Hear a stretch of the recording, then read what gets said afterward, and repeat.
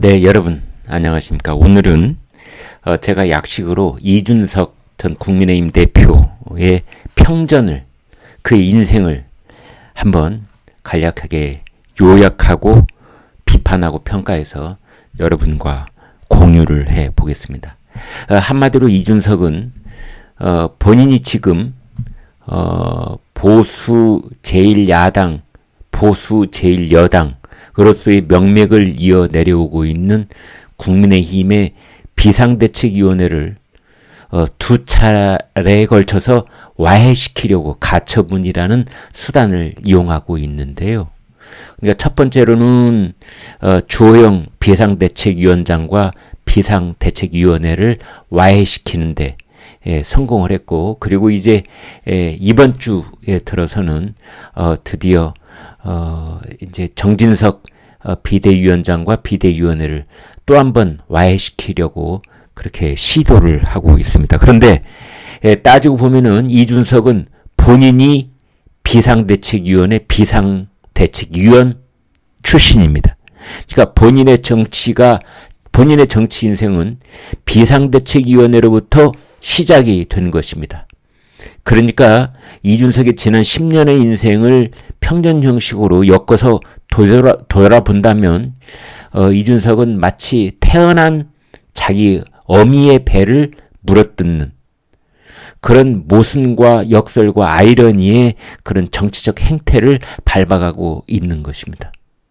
좀 독하게 말해본다면 살모사적인 그런 성격의 정치 인생을 10년이라는 비교적 짧은 기간 동안에 체현해내고 있는 그런 30대의 이준석 씨라고 말할 수가 있습니다. 우선 이준석은 올해 이제 국민의힘이 집권 여당으로서, 그리고 윤석열 대통령이 취임식을 거치면서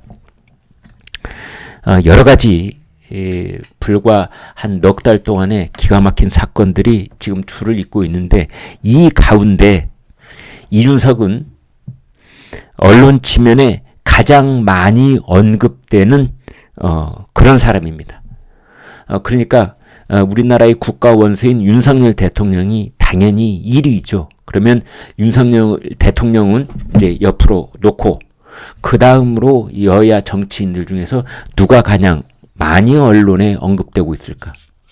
네, 이준석이 이재명보다 더 많이 언급되고 있습니다. 한국언론진흥재단이 운영하는 기사 검색 시스템 빅카인즈라는 것이 있는데요. 그것에 보면은 이준석이 이재명보다 지난 7월, 8월, 9월 더 많이 인용되고 있다, 이렇게 볼 수가 있습니다. 그러면은 제가 지금 시작과 동시에 여러분과 말씀드린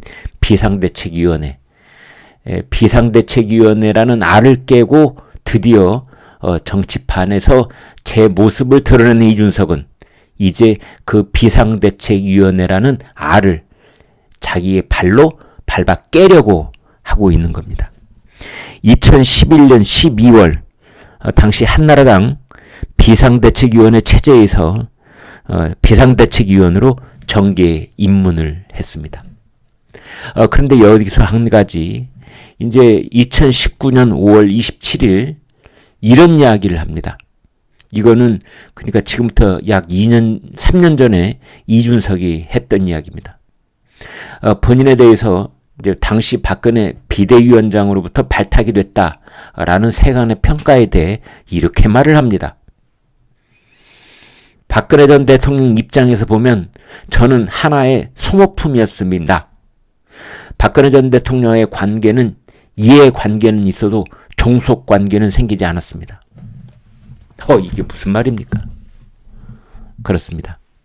그러니까 이준석은 자신이 정치계의 그 신인으로서 등장하게 된 그 매개체인 비상대책위원회를 지금 밟아버리고 있는 것은 물론 이래니와 자신을 정계에 발탁시킨 박근혜 전 대통령까지도 부인하고 밟고 배신하고 있는 겁니다. 그러니까 본인을 발탁해준 박근혜 전 대통령에 대해서 이런 말을 합니다. 나는 박근혜의 소모품에 지나지 않았다. 원래 그 박근혜 전 대통령의 눈에 띄게 된 것은 이준석이 배움을 나누는 사람들이라는 모임을 했고, 그것이 이제 그 배움을 나누는 사람들의 모임이 언론에 보도되면서 그게 아마 박근혜 전 대통령의 그 눈길을 끌게 된 것 같습니다. 그런데 그 내용을 따져 보면은 사실은 엄밀하게 보면은 이준석은 그 유승민의 뒷배를 통해서 유승민 때문에 정계에 발을 들여놨다. 이제 이렇게도 말할 수가 있는 겁니다. 이준석의 아버지는 이수월이라는 사람인데요. 이 사람은 유승민과 서울대 경제학과 동기입니다. 그리고 이준석은 이제 박근혜 전 대통령 눈에 발탁되기 이전에 2004년 그때 유승민 의원실에서 인턴으로 근무한 일이 있습니다. 그래서 사실은 이제 더 본질적으로 따져 들어가서 보면은 이준석은 박근혜 키즈라기보다는 아빠 찬스, 또 아빠 친구인 유승민 찬스, 유승민 키즈다. 뭐 이렇게도 말할 수 있습니다. 이러한 자신의 정치 역정에 대해서 이준석은 이렇게 말한 적이 있습니다. 안을 들여다보면 어떤 노력의 연장선들이었다는 것을 저도 알고 저를 발탁한 사람도 인정했기 때문에 여기까지 올 수 있었던 것이다. 상당히 어떻게 보면은 자만심에 가득 찬 그런 자평이라고 할 수 있는데요. 자신은 노력을 했고 그 노력이 인정을 받았다. 이런 얘기를 하고 있습니다. 그 다음에 이제 이준석은 왜 자가당착이고 이준석이 그 자기 자신을 부정하는 그런 자기 모순의 정치 인생을 살아가고 있느냐. 그 두 번째로는 바로 청년파리라는 것에 있습니다. 불과 얼마 전인 올해 9월 4일 대구에서 기자회견을 가졌는데 이런 말을 했습니다. 저는 절대로 청년이 되고 싶지 않습니다. 저는 그 기억을 반추했을 때 절대 청년이라 불리기 싫고 그 누군가가 자기가 청년이라 주장하며 정치하려 한다면 앞으로 저는 그 사람을 청년파리, 청년이라는 말을 팔아서 정치를 하는 청년파리라고 생각합니다. 그러니까 이준석은 드디어 이번 달 9월에 들어서 자신을 더 이상 청년 정치인이라고 부르지 마라. 이렇게 선언을 하고 나선 겁니다. 나는 더 이상 청년이 아니다. 그리고 내 주변에 만약 청년을 자처하면서 정치를 시작하는 사람이 있으면 나는 그 사람이 청년파리라고 생각한다. 그런데요, 불과 3년 전인 2018년 8월 9일 당시에 이준석은 바른미래당 소속으로 당 대표에 출마를 했습니다. 그때 그 선언을 보면 이렇게 되어 있습니다. 제 정치 행보 속에선 저와 비슷한 시도를 하다가 쓰러져간 많은 젊은 정치인들의 축적된 염원이 담겨 있습니다. 젊은 사람, 젊은 정치, 이것을 계속 언급했던 겁니다. 그래서 자신이 현실 정치에서 좌절했던 젊은 정치인들의 염원을 대변한다. 이제 이런 주장을 했던 겁니다. 더더군다나 그해 월간중앙하고의 인터뷰를 보면은 자신을 이미 청년 정치인이라고 규정을 하고 있습니다. 한국 정치를 이끈 YS와 DJ가 젊은 시절부터 전업 정치인이었다는 사실을 잊지 말아야 된다. 이런 말도 하면서 이준석은 자신을 DJ, YS 이 전 대통령들과 같은 선상에 올려놓으면서 그들이 청년 정치였던 시절이 있었던 것처럼 자신도 그런 청년 정치인이다 라는 것을 말을 했는데, 오늘날에 와서는 청년파리 정치인들이 이제 횡행하고 있다는 식으로 부인하고 있습니다. 이준석을 선배라고 부르는 청년 정치인들이 많이 있는데요. 준석이 형 또는 이준석 선배라고 부르는 그 청년 정치인들이 대개는 이준석을 따르는 무리가 아니라 이준석을 강렬하게 비판하고 있습니다. 그런 것에 대해서 이준석이 이제 너희들은 청년팔이야 라고 또 선을 긋고 있는 그런 모습입니다. 그 다음 세 번째, 이준석의 교묘한 말바꾸기 또는 아나무인격의 말바꾸기가 있는데 그것은 선당후사라는 말입니다. 그 이준석이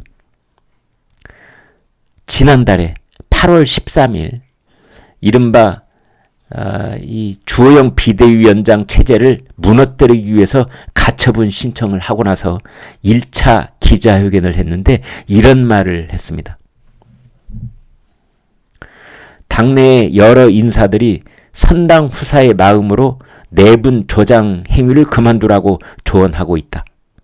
선당 후사라는 을씨년스러운 표현은 사자 성어라도 되는 것처럼 마치 정치권에서 금과 옥조처럼 받아들여지지만 사실 근본이 없는 용어다.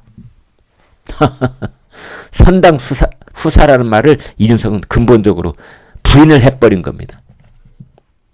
그런데 참 이것도 기가 막힙니다. 지금부터 3년 전 부동산 관련 불법 의혹이 제기돼서 제명 그리고 탈당 요구 조치를 받은 국민의힘 의원 6명에 대해서 이준석은 선당 후사 정신을 읊어댑니다.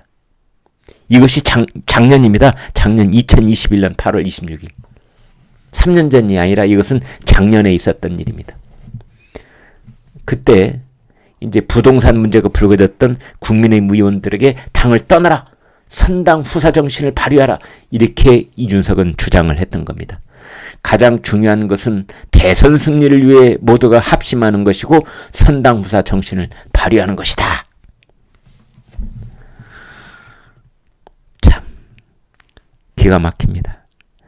그런데 이런 역설과 아이러니와 살모사적인 정치 인생을 그 짧은 10년 동안에 살아내고 있는 이준석은 사실은 그의 10년 정치 여정을 돌아보면 당대표를 사퇴하라거나 또는 비대위 전환을 요구하거나 이런 일을 반복해온 그런 정치 인생입니다. 이준석은요, 여러분 기억하실지 모르겠습니다. 이정현 대표의 사퇴를 요구하면서 단식 투쟁을 벌인 적이 있습니다. 새누리당 시절입니다. 그리고 바른미래당 시절에는 손학규 대표의 사퇴를 요구했습니다. 그러니까 이준석은 지금 국민의힘 의원들이 이준석 사퇴를 결의하려고 하는 움직임을 보인다든지 이준석을 징계를 하고 새로운 비대위 체제를 출범하려는 것을 가처분이라는 절차를 통해서 그것을 깡그리 무력화시키는 그런 전략을 구사하고 있는데 이준석 본인은 어떻게 됐었느냐? 10년 동안에 무려 당대표를 2번이나 몰아내려고 했고 그리고 그때마다 비상대책위원회 체제를 출범시키라고 악악대왔던 그 장본인이 이준석입니다. 그리고 그때마다 유승민하고 동반 탈당을 해서 딴살림을 차렸습니다. 참 기가 막힌 노릇이 아닐 수가 없는데요.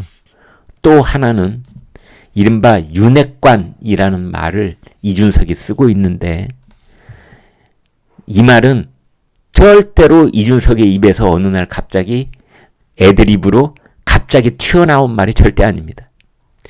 이준석은 이미 황핵관이라는 말을 썼습니다. 2019년 11월 3일 라디오 프로그램에 출연을 해서 황교안 당시 자유한국당 대표 그 다음에 유승민 바른미래당 사이의 통화에 대해서 언급하면서 황핵관을 입에 올렸습니다. 제가 그 당시에 이준석의 말을 그대로 옮겨드리겠습니다. 황교안 대표 측 핵심 관계자라는 사람이 오히려 이 판을 깨고자 하는 의도가 강한 것이 아닌가. 이제 그러면서 일방적으로 유승민을 편들고 있는데요. 보통 보면 당청 관계가 망가지려면 어떤 일이 발생하느냐 하면 당 핵관, 당 핵심 관계자, 청핵관, 청와대 핵심 관계자 이런 사람들끼리 익명 인터뷰를 하면서 판을 깨는 경우가 많다. 황핵관은 뭐냐? 황교안 주변에 있는 사람들이 자기가 모시는 유승민 쪽을 깨려고 익명으로 인터뷰를 하면서 황핵관 노릇을 하고 있는데, 이것은 청핵관도 있었고 뭐 당핵관도 있었다. 이제 이런 얘기를 하고 있습니다. 그 연장선상에서 지금 이준석은 윤핵관이라는 말을 쓰고 있는 겁니다. 참 비린내가 물씬 풍기는 용어 전략이 아닐 수가 없는 겁니다. 그 다음에 이준석은 또 하나는 자기가 마치 천재적 정치 신인이라도 된다는 듯이, 정치 문제에 대해서 척척 박사라도 된다는 듯이 그렇게 상당히 오만방자한 행동을 할 때가 많습니다. 여러분 기억하시죠? 작년 5월에 윤석열 전 검찰총장에게 이준석은 이런 이야기를 합니다. 만약 우리 당에 들어와 함께 한다면 제가 윤석열 총장에게 비단 주머니 3개를 드리겠다. 비단 주머니 3개. 그러니까 윤석열 후보가 어떤 어려움에 처하더라도 자기가 준 비단 주머니를 그때마다 열어보면은 거기에 그 난국을 헤쳐나갈 수 있는 어마어마한 지혜의 그 방편이 담겨 있기라도 하다는 듯이 비단 주머니를 운운합니다.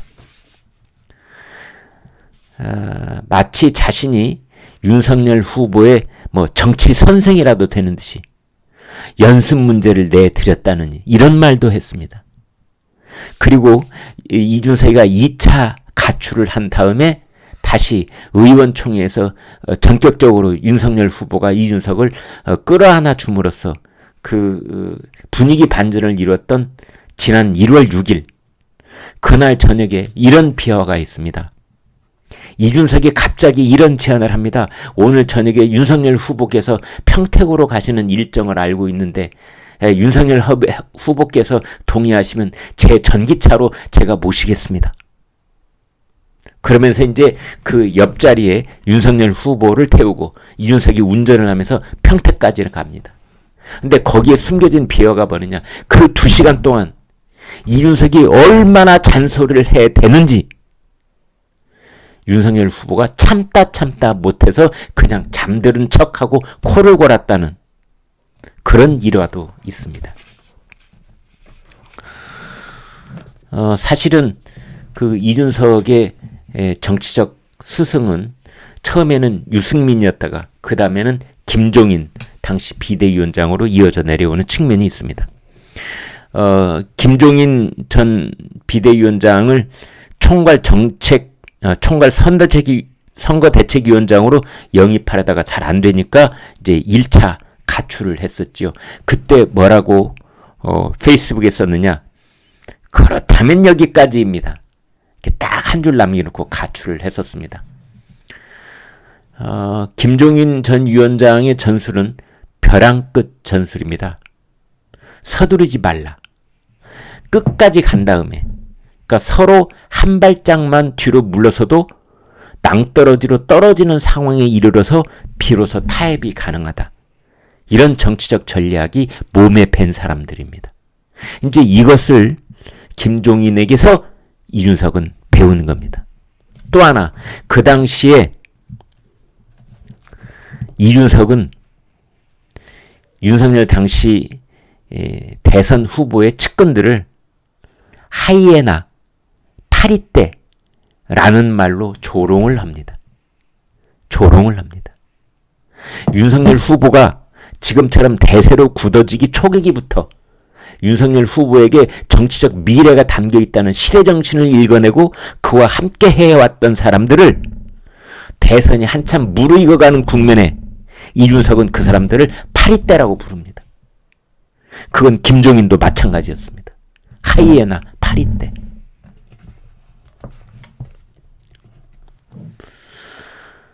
그러면서 윤석열 후보는 마지막 그 국민의힘 대선 후보로 결정이 되면서 상당한 컨벤션 효과를 맛봐야 될 때 그때마다 이준석은 국민의힘을 박차고 1차 가출, 2차 가출 그렇게 뭐 나는 깔끔하게 던진다. 선거대책위원회가 개편되더라도 절대 다시 들어갈 일은 없을 것이다.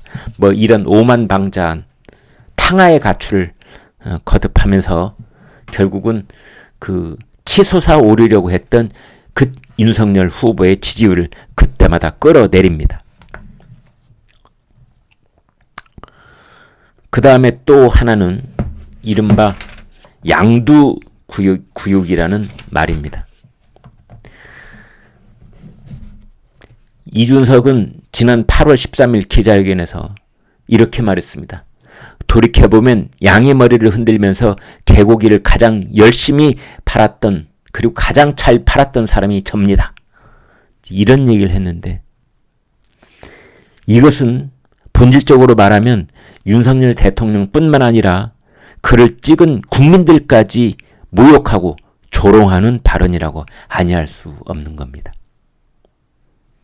그러니까 이준석이 말한 양두구육이라는 말은 표현의 자유가 어떻고 저떻고 이런 거하고 전혀 무관하게 그 말은 정치적 분석을 해본다면 대통령 선거 때 윤석열 후보를 찍은 유권자, 그리고 지금도 윤석열 정부를 지지하는 국민들을 아주 저열한, 지능이 낮은 원숭이밖에 되지 않는다는 식으로 깎아내리고 있는 겁니다.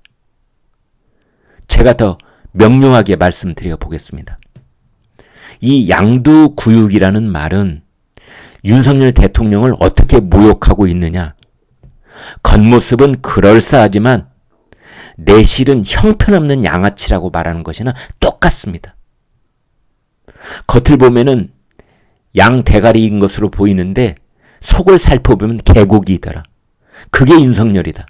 그럼에도 불구하고 나는 윤석열을 열심히 팔고 다녔다. 그 얘기를 하고 있는 겁니다. 겉을 보면은 번지르해 보이지만 속을 들여다보면은 형편없는 양아치에 불과하다. 그런데도 불구하고 이준석 본인의 그 능수능란한 새치 혓바닥으로 국민들을 현혹시켜서 그를 오늘날 대통령 자리에 앉혀놓았다. 그 말을 하고 있는 겁니다. 그런데요, 여러분 놀라지 마십시오. 이준석이 양두구육이라는 말을 윤석열 대통령에게만 썼느냐? 그렇지 않습니다. 또 다른 사람에게도 양두구육이라는 말을 썼는데 그 사람이 이재명입니다. 작년 11월이었죠. 이재명 후보가 박정희 대통령을 평가하는 듯한 발언을 합니다. 그래서 중도층에 있는 이제 유권자들도 끌어들이려고 하는 전략을 쓰는데 이렇게 말했습니다. 이재명의 발언입니다. 박정희 대통령이 경부 고속도로를 만들어 제조업 중심의 산업화의 길을 열었습니다.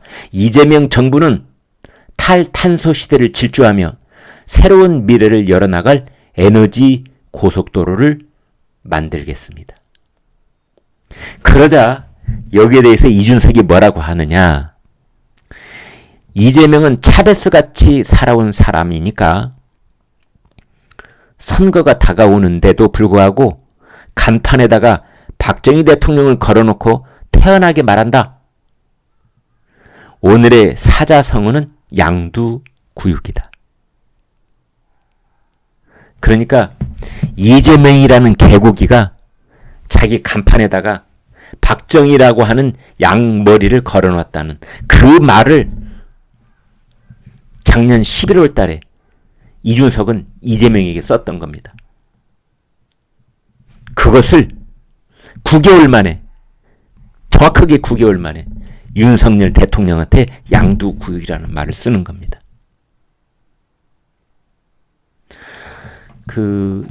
이준석이 자기 부정, 자기 내재적 모순, 자기의 이율 배반,